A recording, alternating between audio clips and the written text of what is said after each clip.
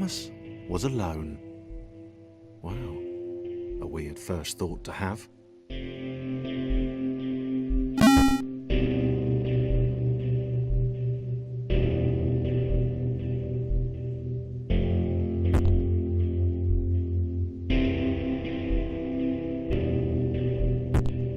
Thomas decided to start listing his observations for posterity.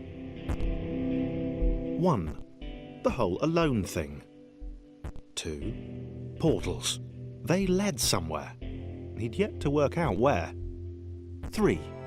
Falling. Thomas was absolutely fantastic at falling. He was almost as good at falling as he was at observing.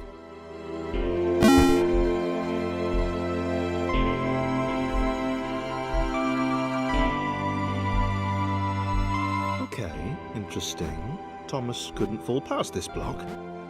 Think, damn it, think! What if there was some kind of inverted fall?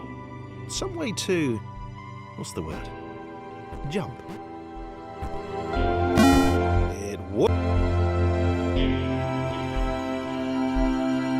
a big jump. But Thomas noted there was no real danger in missing it. The world didn't want him to fail here. It was pushing him, but gently.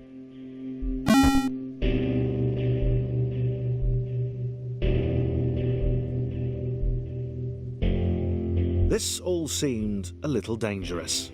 The world was not to be trusted. It was unstable, and it seemed to Thomas that it could let him down at any moment.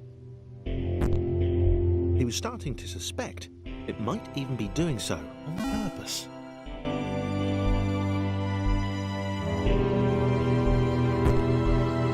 Thomas wondered whether the portals were actually taking him anywhere.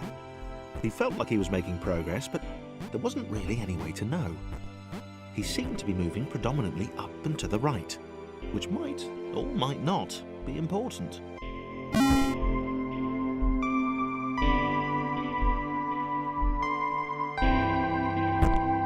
It might have been paranoia again, but Thomas could have sworn the world was becoming more complicated.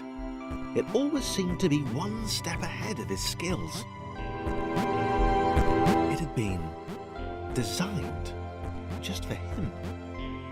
He wondered why. Was the world testing him? No, too obvious.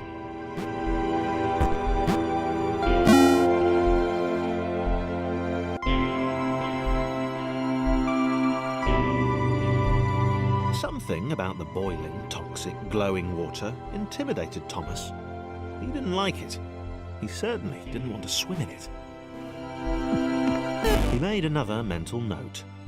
4. Water. Not good. To be avoided.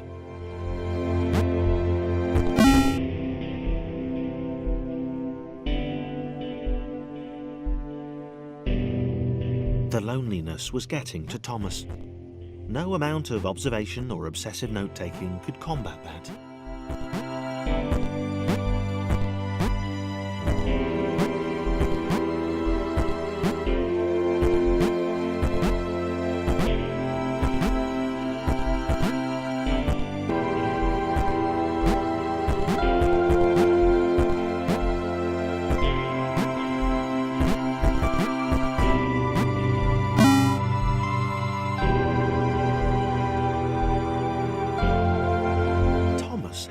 Theory.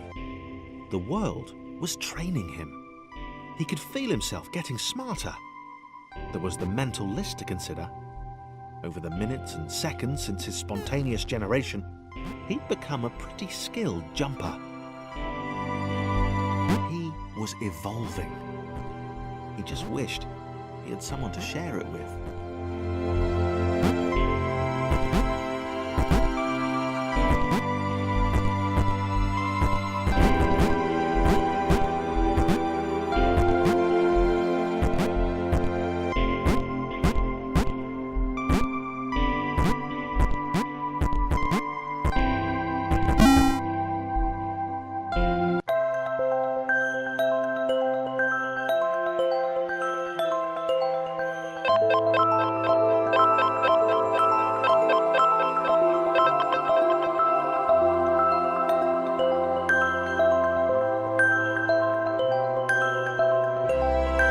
Chris took an immediate and deep dislike to the skinny red rectangle. Who the hell did this Thomas think he was?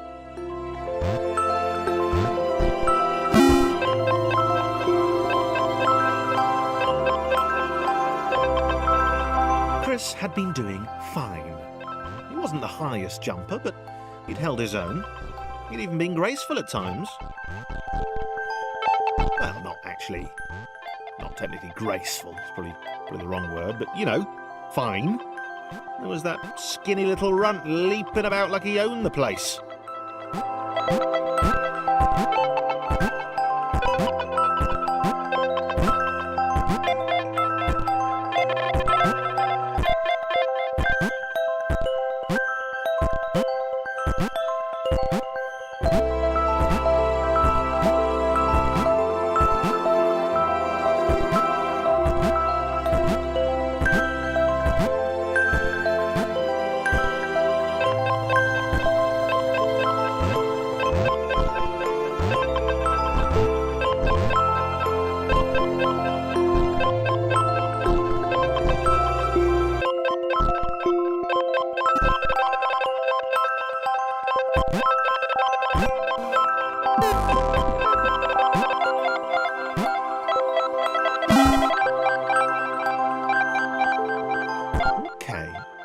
Was more like it. A glowy white thing. Only Chris could get to it, which of course made it all the more enticing. What would it do? What new opportunity might this switch open up to him?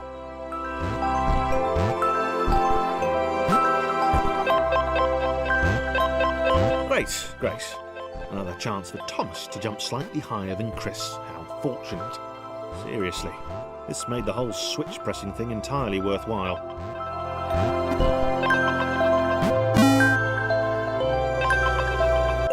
Was this good?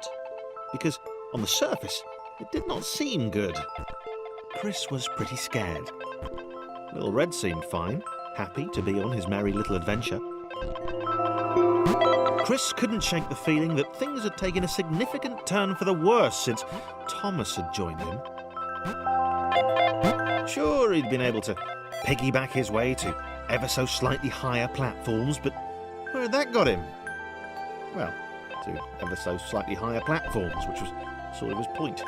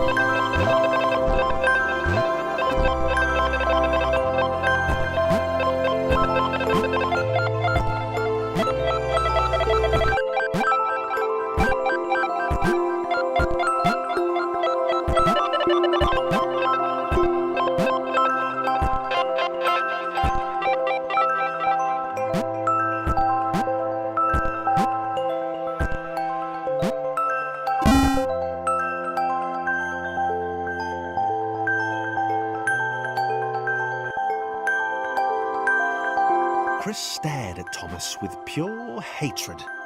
He seemed so very happy at their situation. Friends together, a brave fellowship of quadrilaterals on a quest for greatness. That would be fine. But it was all the obvious observation that Thomas was doing which grated. Every time they saw something vaguely new, Chris would hear a satisfied little from the vaulting idiot. He hoped the next portal would split them up, if only for a few levels.